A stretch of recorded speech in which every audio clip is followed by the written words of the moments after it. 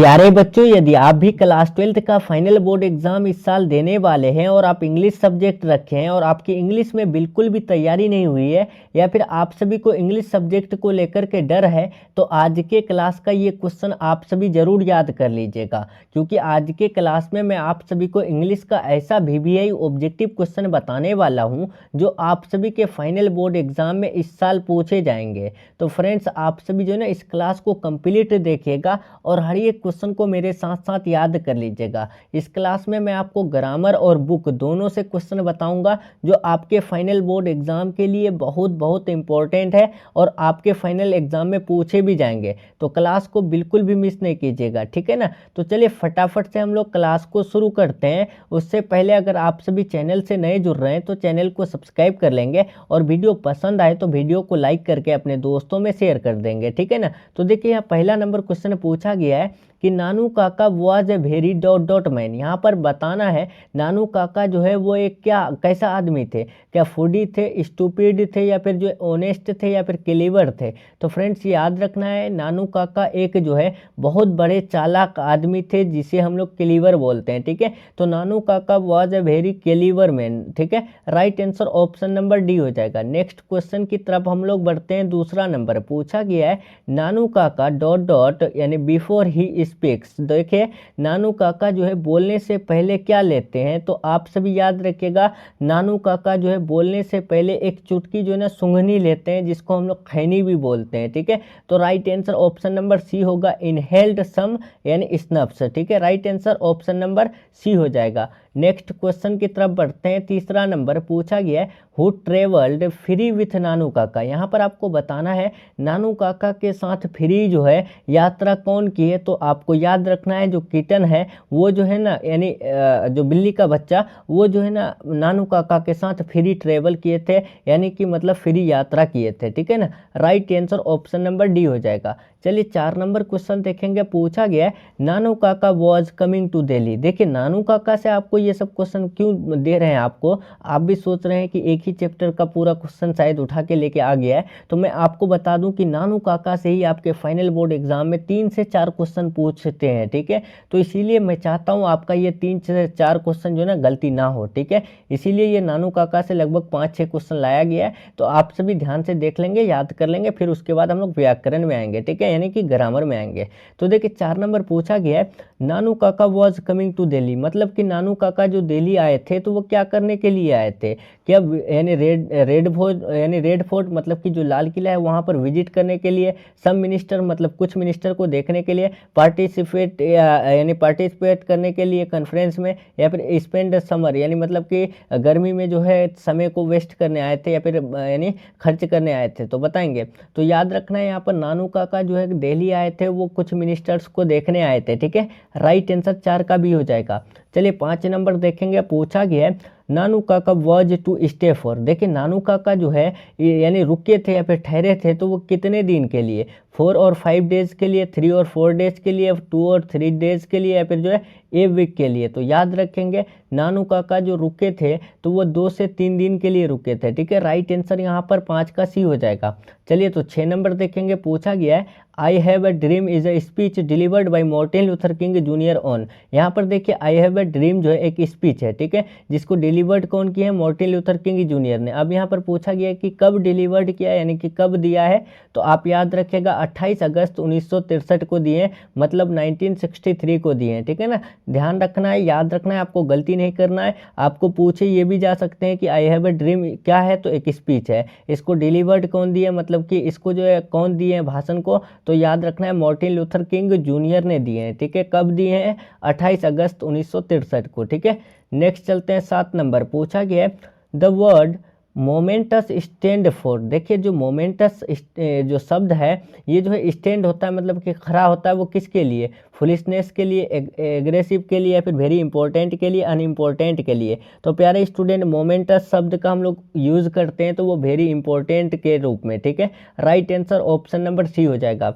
चलिए 8 number question देखेंगे। पूछा गया है I have a dream is speech delivered by. देखिए आई हैव ए ड्रीम जो है वो किसके द्वारा दिया गया है, तो आपको मैंने इससे पहले ही बताया कि मार्टिन लूथर के द्वारा दिया गया है। किसके द्वारा? मार्टिन लूथर किंग जूनियर के द्वारा दिया गया है। लेकिन ऑप्शन देखेंगे, ऑप्शन ए में है जर्मन गिरीर, ऑप्शन बी सिगानोया, ऑप्शन सी है मार्टिन लूथर किंग, और यहाँ पर ऑप्शन डी में है मार्टिन लूथर किंग जूनियर। तो आप सभी को गलती नहीं करना है, मार्टिन लूथर किंग जूनियर लगाना है, ठीक है। तेजी में सी नहीं लगा के निकल जाना है, ऐसा गलती नहीं करना है। आपके फाइनल बोर्ड एग्जाम में ऐसे पूछा गया है, इसीलिए मैं ये क्वेश्चन आपके लिए उठा कर लेकर आया हूँ, ठीक है। तो आप सभी गलती नहीं कीजिएगा, राइट आंसर डी होगा। जहाँ पर भी मार्टिन लूथर किंग जूनियर का बात आए तभी वहाँ लगाइएगा, ठीक है। मार्टिन लूथर किंग में नहीं लगाइएगा, ठीक है। 9 नंबर क्वेश्चन देखिए पूछा गया है, Martin Luther king junior has dot dot children. देखिए मार्टिन लूथर किंग जूनियर के जो है कितने बच्चे थे, तो याद रखिएगा 4 बच्चे थे, ठीक है। राइट आंसर यहाँ पर ऑप्शन नंबर 9 का डी हो जाएगा। चलिए तो 10 नंबर देखेंगे, बर्ट्रैंड रसल बिलोंग्स टू। देखिए जो बर्ट्रैंड रसल है वो कहाँ से बिलोंग्स करते हैं, तो याद रखना है ये ब्रिटेन से बिलोंग करते हैं, ठीक है ना। राइट आंसर 10 का सी बिल्कुल राइट हो जाएगा। 11 नंबर देखिए, बर्ट्रैंड रसल डाइड इन। देखिए बर्ट्रैंड रसल जो यानी डाइड हुए हैं, यानी कि इंतकाल किए हैं, मरे हैं, तो कब? 1940, 1940 में, 1950 में, 1960 में, 1970 में। तो फ्रेंड्स आपको याद रखना है 97 में जो है 70 में बर्ट्रैंड रसल जो है डाइड हुए हैं, मतलब कि मरे हैं, ठीक है ना। याद रखना है, आपको गलती नहीं करना है, ठीक है ना। कब मरे हैं? तो बर्ट्रैंड रसल जी जो है 1970 में इंतकाल किए, मरे हैं, ठीक है। नेक्स्ट चलते हैं, पूछा गया है सेवी लिव्ड इन है। सेवी जो है वो कहाँ रहते थे? विलेज में, टाउन में, सिटी में, हार्बर टाउन में। तो फ्रेंड्स आपको याद रखना है वो हार्बर टाउन में रहते थे, ठीक है ना। Right answer option number D हो जाएगा। देखिए 13 नंबर आपकी स्क्रीन में आ चुका है, पूछा गया है कि द एंटोनिम ऑफ एक्सेप्ट। यहाँ पर एक्सेप्ट का जो है ना आपको एंटोनिम बताना है, रिजेक्ट, हार्ड, पीक या फिर गिव। तो फ्रेंड्स आपको याद रखना है एंटोनिम ऑफ एक्सेप्ट जो हो जाएगा वो रिजेक्ट हो जाएगा, ठीक है ना। राइट आंसर 13 का ए हो जाएगा। 14 नंबर देके पूछा गया है the antonym of happy. Happy का आपको एंटोनिम बताना है, सैड, प्लीज, लाइट, फिट। तो फ्रेंड्स आपको याद रखना है हैप्पी का मतलब एंटोनिम क्या हो जाएगा? विलोम शब्द। हैप्पी मतलब होता है खुश और सैड मतलब हो जाता है उदास। तो right answer option number A बिल्कुल राइट हो जाएगा। 15 नंबर देखें, Miss Eliza speaks dot dot Chinese. यहाँ पर आपको जो है ना आर्टिकल बताना है, क्या यूज़ होगा? ए होगा, दे होगा, या फिर एन होगा, या फिर नो आर्टिकल होगा। तो फ्रेंड्स आपको बता दूं, जहाँ पर भी यानी भाषा का बात करें तो वहाँ पर कोई भी आर्टिकल यूज नहीं किया जाता है। तो ये चाइनीज एक भाषा है जो कि ये नो आर्टिकल में आ जाएगा, ठीक है। Right answer option number D हो जाएगा, ध्यान रखना है। चलिए तो अब हम लोग 16 नंबर देखते हैं, पूछा गया है honesty is dot dot best policy. क्या होगा? ए होगा, दे, एन होगा, दे होगा, या फिर जो नो आर्टिकल होगा। तो honesty is the best policy हो जाएगा, ठीक है। यहाँ पर इसका right answer option number C होगा, honesty is the best policy, ठीक है। नेक्स्ट चलते हैं 17 नंबर। यहाँ पर पूछा गया honesty man always speak dot dot truth. A होगा, एन होगा, दे होगा, या फिर एन होगा, यानी नो आर्टिकल होगा। किसका हम लोग यूज करेंगे यहाँ पर? तो honesty man always speak the truth होगा, ठीक है। Right answer option number C हो जाएगा। नेक्स्ट क्वेश्चन की तरफ बढ़ते हैं। 18 नंबर पूछा गया है please dot dot me alone, live, living, left, या फिर टू बी लेफ्ट। तो फ्रेंड्स आपको याद रखना है प्लीज़ लिव मी एलोन, मतलब कि मुझे अकेला छोड़ दो, ठीक है। मुझे अकेला छोड़ दो या फिर एलोन छोड़ दो, ठीक है ना।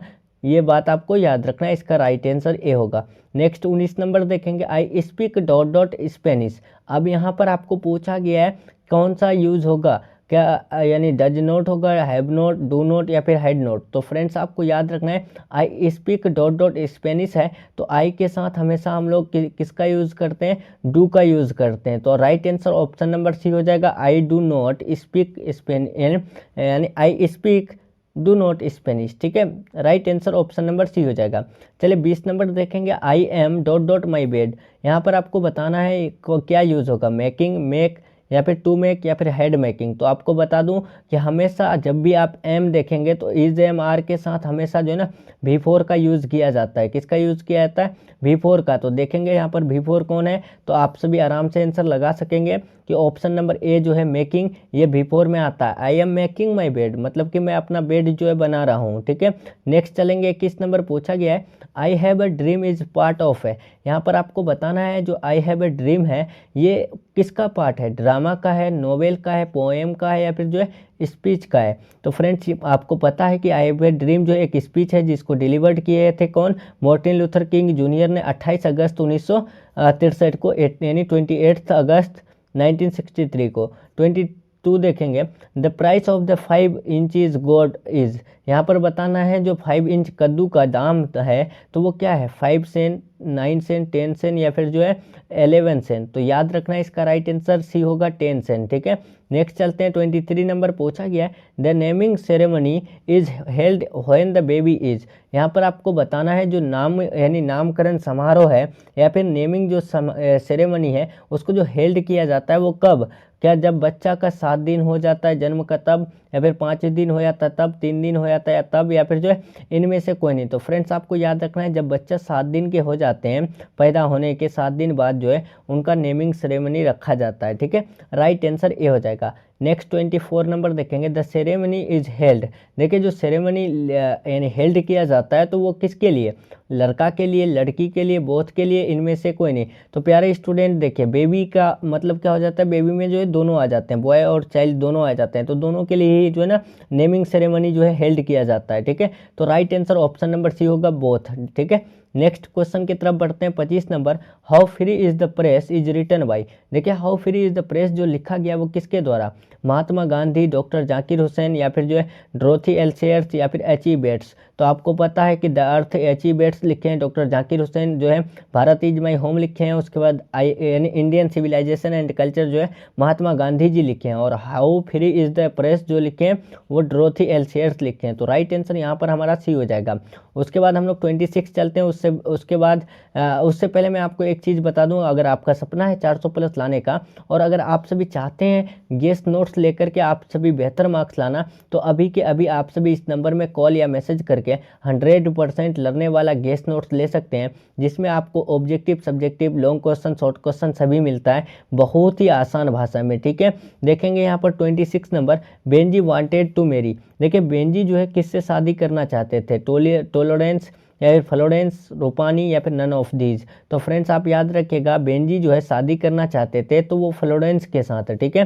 Right answer option number B हो जाएगा। चलिए तो 27 देखेंगे, पूछा गया है Benji understood about the business of. देखिए बेंजी जो है कि किसका बिजनेस के बारे में पूरी तरह से समझ चुके थे, एजुकेशन, हेंस, होम्स, या फिर जो फ्रूट्स। तो आपको पता है बेंजी जो है वो मुर्गियों के बिजनेस के बारे में पूरी तरह से वो समझ चुके थे कि मुर्गी का बिजनेस कैसे करना है, ठीक है।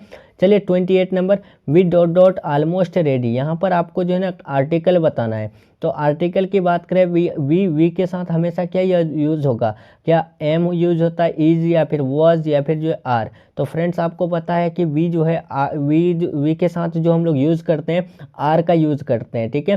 तो राइट आंसर डी होगा, वी आर ऑलमोस्ट रेडी, ठीक है। राइट आंसर डी हो जाएगा। 29 देखेंगे, dot dot he live long. यहाँ पर एक्सक्लामेटरी का चिन्ह है तो आपको यहाँ पर बताना है क्या होगा, मे, शुड, विल, कैन। तो मैंने एक क्लास में आपको बताया था कि जब भी एक्सक्लामेटरी चिन्ह देखें आप कहीं पर भी तो आपको जो है ना सीधे मे के तरफ चलना है, ठीक है, कि मे ही लिव लॉन्ग, ठीक है। इसका राइट आंसर ऑप्शन नंबर ए हो जाएगा। चलिए 30 नंबर देखेंगे, look dot dot this painting. Look यानी डॉट डॉट है, यहाँ पर आपको खाली जगह में बताना है क्या, एट यूज होगा, ऑन, ऑफ, ओवर। तो फ्रेंड्स आप याद रखिएगा लुक एट दिस पेंटिंग यानी इस पेंटिंग पर नज़र करो या फिर देखो, तो ठीक है। इसका right answer option number A होगा, look at this painting, okay. तो इसका राइट आंसर ए होगा, ध्यान रखना है, याद रखना है, ओके। तो चलिए फ्रेंड्स आप सभी का जो है ना यहाँ पर क्लास 12th इंग्लिश का जो टॉप 30 इंपॉर्टेंट ऑब्जेक्टिव क्वेश्चन आज के क्लास में लाया गया था उसको मैंने कंप्लीट कर दिया। उम्मीद करते हैं आपको ये क्लास बहुत अच्छा लगा होगा और आपसे उम्मीद है कि आप 30 में से 30 क्वेश्चन जो है सही किए होंगे, ठीक है। तो आप सभी कमेंट में ज़रूर बताइएगा कि 30 में से 30 आप सभी सही किए कि नहीं किए, ठीक है। और प्यारे स्टूडेंट अगर आप सभी 100% लर्ने वाला गेस्ट नोट्स चाहते हैं, सभी सब्जेक्ट का objective, subjective, long question, short question, तो आप सभी इस नंबर में कॉल मैसेज करके ले सकते हैं। ओके, तो चलिए मिलते हैं हम लोग नेक्स्ट क्लास में नेक्स्ट टॉपिक के साथ। तब तक के लिए आप अपना ख्याल रखिए, अपना स्टडी जारी रखिए। Take care, thanks for watching.